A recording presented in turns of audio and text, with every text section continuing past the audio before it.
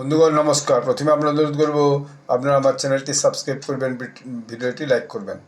British প্রধানমন্ত্রী কের Starmer এখন ভয়ানক সংকটের সম্মুখীন।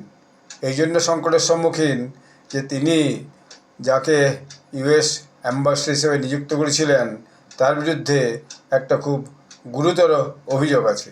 সেই অভিযোগের জন্য কের স্টারমারের উপরে ভয়ানকভাবে চাপ আসছে লেবার পার্টির মধ্য থেকে এবং বাইরে যে সাপোর্টিং পার্টিগুলো আছে তাদের মধ্য থেকে, যে আপনি ইমিডিয়েট হচ্ছে কি যে পদত্যাগ করুন।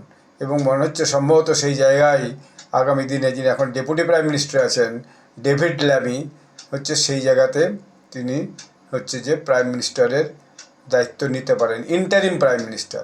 তার মানে হয়তো আগামী দিনে সেখানে তাকে আবার ভোট করাতে হতে পারে, কারণ স্টারমার পদত্যাগ করলে সেখানে আগামী দিনে এই লেবার পার্টির সরকার আর বৈধ হিসাবে থাকবে না।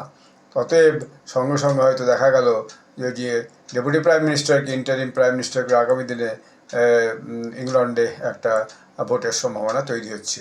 এবং দেখা যাচ্ছে যে লেবার পার্টির যে সমর্থন ইংল্যান্ডে একদম ভীষণভাবে কমে গেছে। মানে they are lower in the polls than any sitting government in over 100 years.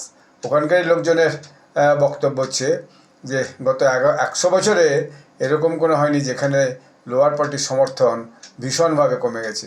ডিজাস্ট্রিয়াস Labour Party has to go.